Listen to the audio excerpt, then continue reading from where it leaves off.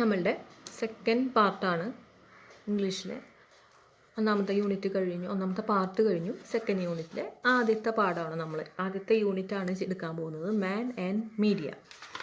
Man and media എന്താണ് അതിൻ്റെ അർത്ഥം? മാൻ എന്ന് വെച്ചാൽ നമുക്കറിയാം മനുഷ്യനാണ്. മീഡിയ എന്ന് വെച്ചാൽ അറിയാം അല്ലേ, നമ്മൾ ഇഷ്ടം പോലെ മീഡിയാസിലൂടെയാണ് ഇപ്പോൾ ഈ പാഠം ഈ വർഷം എടുക്കുമ്പോൾ ശരിക്കും നമ്മൾ മീഡിയയിലൂടെ തന്നെയാണ് പഠിക്കുന്നത് അല്ലേ. അപ്പോൾ മീഡിയയെക്കുറിച്ച് ഇനി കൂടുതൽ പറയേണ്ട കാര്യമില്ല. അപ്പോൾ നമ്മുടെ ഭൂമിയുണ്ട്, ഭൂമിയിൽ ഇങ്ങനെ ഒരു മരം മുളച്ച് നിൽക്കുകയാണ് അല്ലേ. അതുമേ എല്ലാ മീഡിയാസും ഉണ്ട്. നമ്മൾ ഉപയോഗിക്കുന്ന ആദ്യമേ തൊട്ട് ഉപയോഗിച്ചിരുന്ന ഇപ്പോഴും ഉപയോഗിക്കുന്ന എല്ലാ മാധ്യമങ്ങളും നമുക്കിവിടെ കാണാം അല്ലേ. എല്ലാത്തിൻ്റെ ഒരുവിധം സിമ്പിൾസും ഇവിടെ കൊണ്ടുവരാനായിട്ട് ശ്രമിച്ചിട്ടുണ്ട്. കത്തായിരുന്നു ആദ്യത്തെ, അതിൽ മുന്നേ ദൂതയച്ചിരുന്നത് അല്ലേ. പ്രാവിൻ്റെ കാലിൽ കെട്ടിയിട്ട് മഹാഭാരതമൊക്കെ കണ്ടവർക്ക് അറിയാം, അത് നമുക്ക് കൃത്യമായിട്ട് കാണിച്ചു തരുന്നുണ്ട്. പ്രാവിൻ്റെ കാലിലാണ് കെട്ടി സന്ദേശം കൊടുത്തയച്ചിരുന്നത്. പിന്നെ നമ്മൾ കത്തുകളിലൂടെ അയക്കാൻ ഫോണുകളിലൂടെ, TV വന്നു, കമ്പ്യൂട്ടർ വന്നു അല്ലേ, ലാപ്ടോപ്പായി, മൊബൈലായി, എല്ലാം നമുക്ക് ഇവിടെ കാണാം. ആദ്യത്തെ പേജിൽ തന്നെ കാണാം മാൻ ആൻഡ് മീഡിയ. അപ്പം മനുഷ്യനും മാധ്യമങ്ങളുമാണ് നമ്മുടെ ഈ യൂണിറ്റ്. അപ്പോൾ നമ്മുടെ ഒന്നാമത്തെ യൂണിറ്റ് കംപ്ലീറ്റ് നേച്ചറായിരുന്നു. രണ്ടാമത്തെ യൂണിറ്റ് കുറേ കഥകളായിരുന്നു. മൂന്നാമത്തെ യൂണിറ്റിൽ നിറയെ മീഡിയാസിനെ കുറിച്ചിട്ടാണ് പറയുന്നത്. അപ്പോൾ ആദ്യത്തെ പേജ് എടുത്തു കഴിഞ്ഞാൽ ലെറ്റ്സ് ബിഗിൻ. ഇവിടെ ഒരു വീണ്ടും ഒരു ഭൂമിയുടെ പടം, അതിൻ്റെ നടുവിലൊരു പോസ്റ്റ്മാൻ നിൽക്കുന്നുണ്ട് അല്ലേ.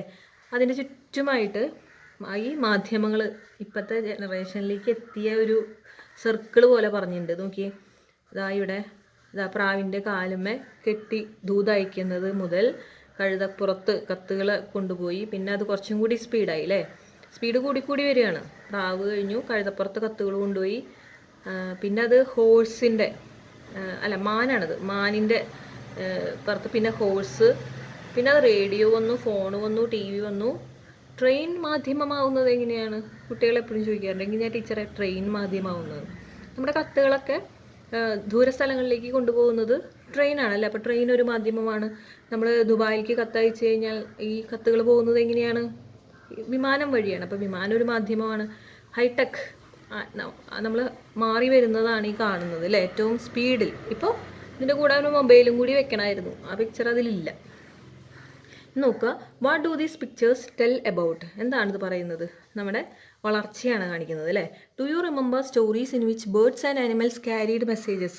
ഈ കത്തുകൾ ബേർഡ്സും ആനിമൽസൊക്കെ കൊണ്ടുപോയിരുന്ന കഥകൾ നിങ്ങൾ കേട്ടിട്ടുണ്ടോന്നു? How are messages conveyed nowadays? ഇപ്പോൾ ഈ ദിവസങ്ങളിൽ മെസ്സേജസ് എങ്ങനെയാണ് കൺവേ ചെയ്യുന്നത്? ഏറ്റവും സിമ്പിളസ്റ്റ് വേ ആയി അല്ലേ. നമ്മുടെ മൊബൈൽ, വാട്സപ്പ്, ഫേസ്ബുക്ക്, മെസ്സഞ്ചർ, പിന്നെ എന്തൊക്കെയാണുള്ളത്? ഇഷ്ടം പോലെ സാധനങ്ങളുണ്ട് അല്ലേ. നമുക്കിപ്പോൾ മെസ്സേജ് കൺവേ ചെയ്യാം. അപ്പോൾ പഴയ കാലത്തിൽ നിന്ന് നമ്മൾ തുടങ്ങുകയാണ്. ഓരോന്നെടുത്ത് നമ്മളെങ്ങനെയാണ് ആ മെസ്സേജ് കൺവേ ചെയ്തതെന്നാണ് നമ്മൾ പഠിക്കാൻ പോകുന്നത് കേട്ടോ. അപ്പോൾ ആദ്യം നമുക്ക് ദ സ്റ്റോറി ഓഫ് മെസ്സേജസ്, ആ സ്റ്റോറി, മെസ്സേജിൻ്റെ കഥയെ നമുക്കൊന്ന് പരിചയപ്പെടാം. ദ സ്റ്റോറി ഓഫ് മെസ്സേജസ് ആണ് ടീച്ചർ വായിക്കുന്നത്, ശ്രദ്ധിക്കാം. Nowadays, when we want to communicate, we either email a person or send an SMS. ഇപ്പോൾ ഈ ദിവസങ്ങളിലൊക്കെ we want to communicate, നമുക്ക് കമ്മ്യൂണിക്കേഷൻ നടത്തണമെങ്കിൽ, ആശയവിനിമയം നടത്തണമെങ്കിൽ we either email a person or send an SMS. ഈ പുസ്തകമൊക്കെ ഇറങ്ങിയപ്പോൾ ഒരു 4-5 കൊല്ലമായി. അപ്പം അന്നൊക്കെ SMS ചിലപ്പോൾ പ്രാധാന്യം ഉണ്ടായിരുന്നു. വാട്സപ്പ് വരാത്തൊരു സമയമാണത്. ഇപ്പം ആണെങ്കിൽ നമ്മളിത് വെട്ടിക്കളയണം അല്ലേ. SMS വെട്ടിയിട്ട് അവിടെ വാട്സപ്പ് എന്നെങ്ങാനും കൊടുക്കണം അല്ലേ.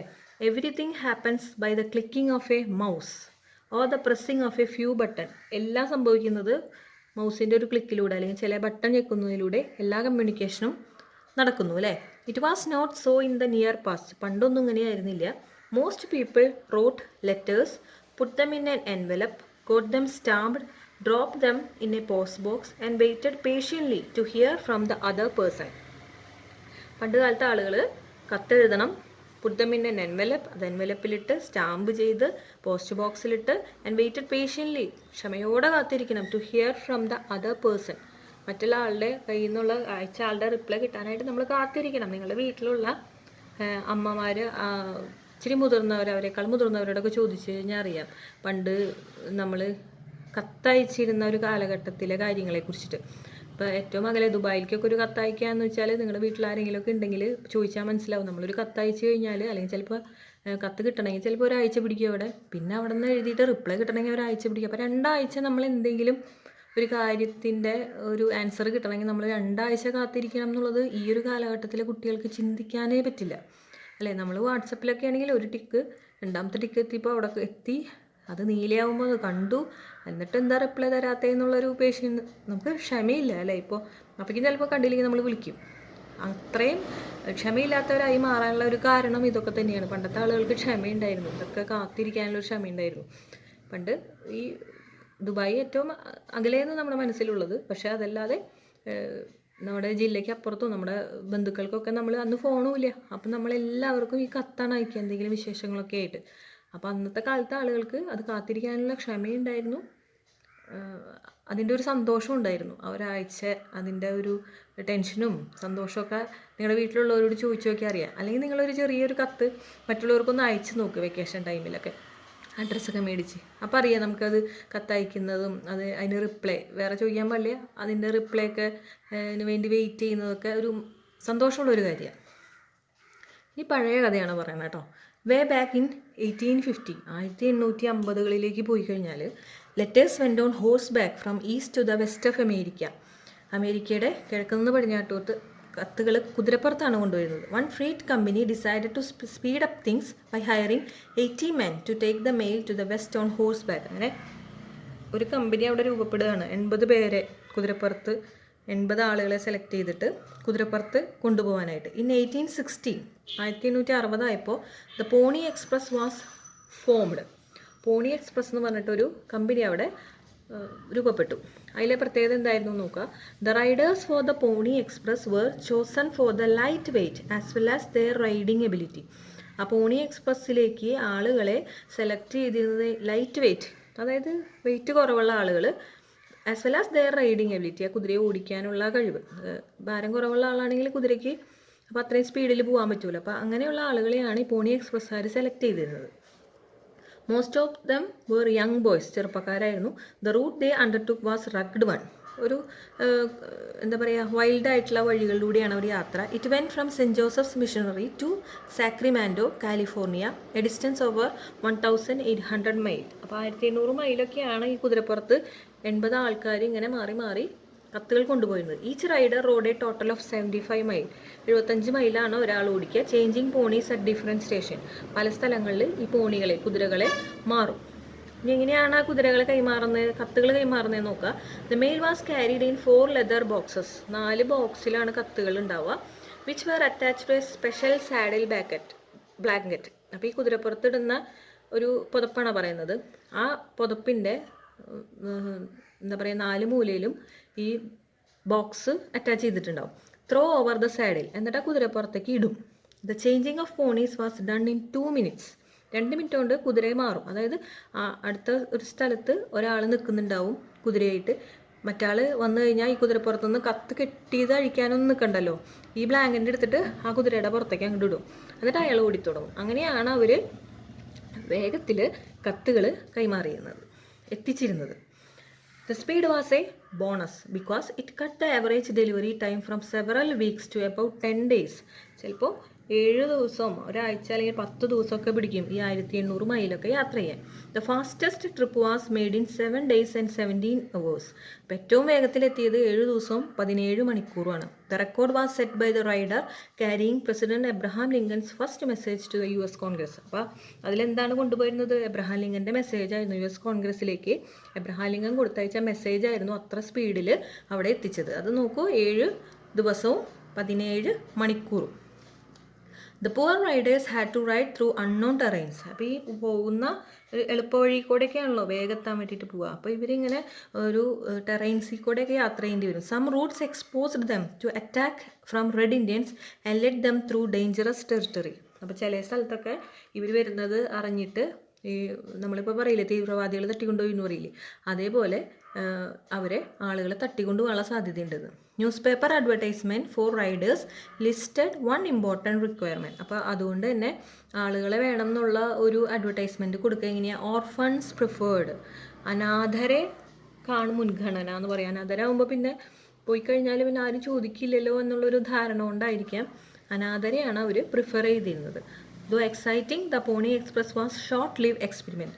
ഈ പോണി എക്സ്പ്രസ് പക്ഷേ കുറച്ച് നാളേ ഉണ്ടായുള്ളൂ. It lasted only for 19 months. 19 മാസേ ഈ പോണി എക്സ്പ്രസ് എന്ന് പറഞ്ഞ കമ്പനി നിന്നുള്ളൂ. ബൈ ദെൻ അപ്പോഴേക്കും there was a telegraph line from coast to coast. അപ്പോഴേക്കും ടെലഗ്രാം നമ്മൾ കേട്ടിട്ടുണ്ടാവില്ല, ഇപ്പം ഇല്ലാതെ ടെലഗ്രാം കണ്ടുപിടിച്ചു. This was definitely a faster way of sending message. അപ്പോൾ അതായിരുന്നു അതിലും വേഗത്തിൽ മെസ്സേജ് അയക്കാൻ പറ്റുന്ന ഒരു കാര്യം. But the invention of radio brought in A great revolutionary change in the field of communication. പക്ഷേ പിന്നീട് റേഡിയോ വന്നപ്പോൾ അതൊരു revolutionary change in the field of communication. അപ്പോൾ നമ്മുടെ ആശയവിനിമയത്തിൽ ഒരു വിപ്ലവകരമായിട്ടുള്ള മാറ്റം ഉണ്ടാക്കാനായിട്ട് പിന്നീട് വന്ന റേഡിയോയ്ക്ക് സാധിച്ചു. ഇത് the Hindu, young world, Hindu എന്ന പത്രത്തിൽ നമ്മുടെ പഠിപ്പുരയൊക്കെ വരില്ലേ, അതുപോലെ യങ് വേൾഡ് എന്ന് പറഞ്ഞൊരു കുട്ടികൾക്കൊരു പത്രം വരും, അതിൽ നിന്ന് എടുത്തിട്ടുള്ള ഒരു ഭാഗമാണിത്. അപ്പം നമ്മുടെ സ്റ്റോറി ഓഫ് മെസ്സേജ് എങ്ങനെയാണ് ആദ്യകാലങ്ങളിൽ കത്തിലൂടെയൊക്കെ എത്ര പാട് വെച്ചിട്ടാണ് 7 ദിവസം 10 ദിവസമൊക്കെ എടുത്തിട്ടാണ് ഒരു വിവരം അത്രയും അകലെ അറിഞ്ഞിരുന്നത് എന്നാണ്. 1800 കാലഘട്ടം നോക്കുക, 1800 അല്ലേ, നമുക്ക് ചിന്തിക്കാൻ പറ്റില്ല 1800 എന്നൊക്കെ പറയുമ്പോൾ. ആ കാലഘട്ടത്തിലെ കഥയാണ് ആദ്യം നമ്മൾ പരിചയപ്പെടുന്നത്. ഇനി നമുക്ക് അടുത്തത് എന്താണ് എന്ന് നോക്കാം. അടുത്ത പേജിൽ നോക്കിക്കഴിഞ്ഞാൽ ഇതാ ഞാൻ ആദ്യം ക്ലാസ് തുടങ്ങിയപ്പോൾ പറഞ്ഞ ഒരു കാര്യം എന്താ ഇവിടെ ഇതിൻ്റെ do you want to know how messages were conveyed in the past in your locality. നിങ്ങളുടെ ഒരു പ്രദേശത്ത് എങ്ങനെയാണ് പണ്ട് മെസ്സേജൊക്കെ കൺവേ ചെയ്തിരുന്നതെന്ന് ഒന്ന് അന്വേഷിക്കാൻ. You can ask your elders. What questions would your ask? Frame the at least 5 questions. അവരോട് ചോദിക്കാൻ പറ്റുന്ന 5 ചോദ്യം ഉണ്ടാക്കാനാണ്. അപ്പോൾ വർക്കുകളൊക്കെ നമുക്ക് ഒരുമിച്ച് ബുധനാഴ്ച മുതൽ ചെയ്യാം. ഞാൻ ജസ്റ്റ് റീഡിംഗ് ആണ് ഇപ്പോൾ നടത്തുന്നത്. അപ്പോൾ ഇതൊന്ന് ജസ്റ്റ് അന്വേഷിച്ച് വെച്ചോളൂ. എങ്ങനെയാണ് അപ്പം അമ്മമാരുണ്ടാവും, അമ്മൂമ്മമാരുണ്ടാവും ചില വീട്ടിലൊക്കെ അല്ലേ, അല്ലെങ്കിൽ ചുറ്റുവട്ടത്തൊക്കെ ഉണ്ടാവും. അപ്പോൾ അവരുടെ കാലഘട്ടങ്ങളിൽ അവരൊരു ബന്ധുവിനെ എന്തെങ്കിലും വിവരം അറിയിക്കണമെങ്കിൽ എങ്ങനെയായിരുന്നു അവരത് മെസ്സേജ് കൺവേ ചെയ്തിരുന്നതെന്ന് ഒന്ന് അന്വേഷിച്ച് വയ്ക്കുക. എന്നിട്ട് നമുക്ക് വർക്ക് തുടങ്ങുമ്പോൾ ഇവിടെ നമുക്ക് ക്വസ്റ്റ്യൻസൊക്കെ ഉണ്ടാക്കാം. നമ്മൾ റേഡിയോ ആണ് കാണുന്നത് കേട്ടോ. റേഡിയോ നമുക്ക് എല്ലാവർക്കും അറിയാം അല്ലേ. ഇപ്പോൾ റേഡിയോ വളരെ കുറവായിരിക്കും, വളരെ കുറച്ച് വീടുകളിൽ മാത്രമേ റേഡിയോ കാണുള്ളൂ. പണ്ടൊക്കെ എല്ലാ വീട്ടിലും ഉണ്ടാകുന്ന ഒരു കാര്യമാണ് റേഡിയോ. കാലത്ത് തന്നെ റേഡിയോ ഒക്കെ വെച്ച് പാട്ടൊക്കെ കേട്ട് വാർത്തകളൊക്കെ അതിൽ കൂടെയാണ് അറിഞ്ഞിരുന്നത്. അപ്പോൾ റേഡിയോയുടെ ഉത്ഭവം എങ്ങനെയാണെന്ന് നോക്കാം. അപ്പോൾ മൊബൈൽ വന്നപ്പോൾ ഇപ്പോൾ മൊബൈലിലായില്ലേ, FM-ഉം പരിപാടികളൊക്കെ മൊബൈലിലായി. ഈ മൊബൈൽ വന്നതോടും ഇല്ലാതായി പോയ ഒരുപാട് കാര്യങ്ങൾ മൊബൈൽ വന്നപ്പോൾ ഇല്ലാതായി. അതെന്തൊക്കെയാണെന്ന് നമുക്ക് ഒന്ന് ഡിസ്കസ് ചെയ്യണം കേട്ടോ. അപ്പോൾ മൊബൈൽ വന്നതോടുകൂടി എന്താ പറയുക, വീടുകളിൽ നിന്നില്ല അന്യം നിന്ന് പോയൊരു വസ്തുവാണ് റേഡിയോ എന്ന് പറയുന്നത്. പക്ഷെ ഒരു കാലഘട്ടത്തിൻ്റെ ഏറ്റവും വലിയ ഒരു ഇഷ്ടമായിട്ടുള്ള ഒരു ഉപകരണമായിരുന്നു റേഡിയോ എന്ന് പറയുന്നത്. അപ്പോൾ റേഡിയോ കണ്ടുപിടിച്ചത് ആര് എന്നാണ് നമ്മൾ നോക്കാൻ പോകുന്നത്. The radio is just over 100 years old. 100 വയസ്സൊക്കെ ഉണ്ടാവുള്ളൂ റേഡിയോക്ക്. അതായത് 100 വർഷം മുമ്പാണ്, ഒരു 1900 കാലഘട്ടങ്ങളിലാണ് റേഡിയോ വരുന്നത്. It was Marconi who invented an instrument to send the wireless message. ഇപ്പോൾ റേഡിയോ കണ്ടുപിടിച്ചത് മാർക്കോണിയാണ്. വയർലെസ് ഇൻസ്ട്രുമെൻറ്റ് അല്ലേ. He send the first radio message in 1895, 1895 അതിലാണ് റേഡിയോ കണ്ടുപിടിക്കുന്നത്. This mark the birth of radio. It was in fact developed from the telegraph. അതെ, ടെലിഗ്രാഫിൽ നിന്നാണ്. ടെലിഗ്രാഫിനെ നമ്മൾ പണ്ട് കാലത്ത് കമ്പി എന്നൊക്കെ പറയും. വിവരങ്ങൾ അറിയിക്കാൻ വേണ്ടിയിട്ടാണ് ടെലിഗ്രാം ഉപയോഗിച്ചത്. അതിൻ്റെ ഒരു രൂപത്തിൽ നിന്നാണ് നമുക്ക് റേഡിയോ വരുന്നത്. It was invented by Cooke and Wheatstone. ഈ കൂക്ക് ആൻഡ് വീസ്റ്റോൺ എന്ന് പറയുന്നവരാണ് ടെലിഗ്രാം കണ്ടുപിടിച്ചത്. ഇൻ 1835 കണ്ടോ, 1835 ടെലിഗ്രാഫ് വരുന്നത്, 95 റേഡിയോ വരുന്നത്. Later it was perfected by Morse. ഈ ടെലിഗ്രാമിനെ ഒന്നുകൂടി പരിഷ്കരിച്ചത് മോഴ്സ് എന്ന് പറയുന്ന ശാസ്ത്രജ്ഞനാണ്. The word telegraph is derived from the two Greek word telos, which means distant, grapho, which means to write. അപ്പോൾ അകലെയുള്ള ആളുകൾക്ക് എഴുതുക എന്നുള്ളതാണ് ടെലിഗ്രാഫിൻ്റെ അർത്ഥം. The invention of the telephone by Alexander Graham Bell in the year 1876 was another revolutionary step in the field of communication. അത് കഴിഞ്ഞപ്പോഴേക്കും, അതായത് Telegram വന്നു 35, 95 റേഡിയോ വന്നു, 76 1876 ആയപ്പോഴേക്കും എന്ത് വന്നു, നമ്മുടെ ഫോൺ വന്നതാണ് വിപ്ലവകരമായിട്ടുള്ള മാറ്റമെന്ന് പറയുന്നത്. It became more popular. ഭയങ്കര പോപ്പുലാരിറ്റി കിട്ടിയതിന് കാരണം എന്താണ്? Because the person at the other end could here the speaker's voice. നമ്മൾ സംസാരിച്ചാൽ അപ്പുറത്തുനിന്ന് അയാളുടെ സംസാരം റിപ്ലൈ ഒക്കെ കേൾക്കാമെന്നുള്ളതുകൊണ്ട് നമ്മുടെ ടെലിഫോൺ എന്ന് പറയുന്നത് ഭയങ്കരമായിട്ടുള്ള ജനപ്രീതി നേടിയ ഒരു ഐറ്റമായി മാറി. We surely live in better world. നമ്മളൊക്കെ ജീവിക്കുന്നത് അല്ലേ, ഇത് 1800-900 കാലഘട്ടങ്ങളിലാണ് പറയണത്. നമ്മളൊക്കെ ജീവിക്കുന്നത് അതിലും ഒക്കെ ബെറ്റർ വേൾഡിലാണ് അല്ലേ. Imagine waiting for a fortnight or more for a message to reaches. ഇപ്പം നിങ്ങൾ കുട്ടികൾക്ക് ഒരു ചോദ്യം ചോദിച്ചിട്ട് അതിൻ്റെ റിപ്ലൈ കിട്ടാൻ ഒരു ദിവസം കാത്തിരിക്കുക എന്ന് പറയുന്നത് ചിന്തിക്കാൻ പറ്റില്ല അല്ലേ. ഇപ്പോൾ ടീച്ചർ തന്നെ ഒരു വർക്ക് പറഞ്ഞു കഴിഞ്ഞാൽ ഒരു സെക്കൻഡിൽ ടീച്ചറേ എന്ന് പറഞ്ഞ പേഴ്സണൽ മെസ്സേജ് ഇങ്ങനെ വന്നുകൊണ്ടിരിക്കുക അല്ലേ. എല്ലാവർക്കും അറിയാം അയക്കുന്നവരാരൊക്കെയാണെന്നല്ലേ. നമ്മളൊരു കാര്യം പറഞ്ഞു കഴിഞ്ഞാൽ അടുത്തത് അപ്പയ്ക്കും ഇത് ശരിയാണോ അത് ശരിയാണോ. അപ്പം നമ്മൾ ഓൺലൈൻ കാണുമ്പോഴേക്കും നമ്മളോട് ഇങ്ങനെ ചോദിച്ചുകൊണ്ടിരിക്കുകയാണ്. അതായത് കുട്ടികൾക്ക് ആ ഒരു ക്ഷമയില്ല. അപ്പോൾ ശരിക്കും ഒരു ദിവസം ഒരു രാത്രി ഒരു മെസ്സേജിന് വേണ്ടിയിട്ട് റിപ്ലൈക്ക് വേണ്ടിയിട്ട് കാത്തിരിക്കണമെന്ന് ആലോചിച്ച് നോക്കാൻ പറ്റുമോ നിങ്ങൾക്കെന്നാണ് ചോദിക്കുന്നത്. അത്രയും നമ്മുടെ ലോകം മാറിപ്പോയി. ജസ്റ്റ് ഒരു കാർട്ടൂണാണ് ഇവിടെ, ഫണ്ണി കാർട്ടൂൺ കൊടുത്തിട്ടുണ്ട്. അത് ഈ ഒരു കാലഘട്ടത്തിലെ കാര്യമാണ്. ടി വി കാണുന്നുണ്ട്, അച്ഛനാണ് ടി വി കാണുന്നത്. അപ്പോൾ മോളവിടെ ഒന്ന് ചോദിക്കുകയാണ്, let me see the cartoon please, കണ്ടോട്ടെ ചോദിക്കുകയാണ് കാർട്ടൂൺ. മോനെന്താ കണ്ടത്? I must see the cricket match, എനിക്ക് ക്രിക്കറ്റ് കാണണം. അമ്മ അടുക്കളയിൽ നിന്ന് തവിയൊക്കെ കൊണ്ടാണ് വരുന്നത്. അമ്മയ്ക്ക് എന്താ കണ്ടത്? My favourite serial now let me see, ഞാൻ അത് കണ്ടോട്ടെ. പാവം അമ്മൂമ്മയ്ക്ക് എന്താ കണ്ടത്? It's time for Ramayana, I want to see it, Ramayanam കാണണം. അപ്പം പല ആളുകൾക്കും പല ഇഷ്ടങ്ങളാണ് ഒരു ടി വിയിൽ കാണാനായിട്ട് അല്ലേ. അച്ഛൻ ചിലപ്പോൾ ന്യൂസോ അല്ല സിനിമയൊക്കെയാണ് കണ്ടുകൊണ്ടിരിക്കുന്നത്. ഇനി കുറച്ച് ചെറിയ ചോദ്യങ്ങൾ. What does the grandmother like to watch? Grandmother likes to watch the Ramayana. What is the boys preference? He want to see the cricket. Do all the people have the same taste in watching T V? കുട്ടികൾക്കൊക്കെ T V കാണുന്നത് ഒരേ ആളുകൾക്ക് എല്ലാവർക്കും ഒരേ ഇഷ്ടമാണോ? അല്ല.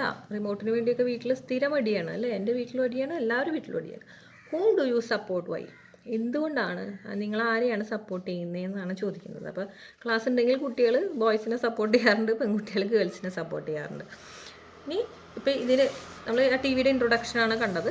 നമ്മൾ ടെലിവിഷനെ കുറിച്ച് വായിക്കാൻ പോവാണ്.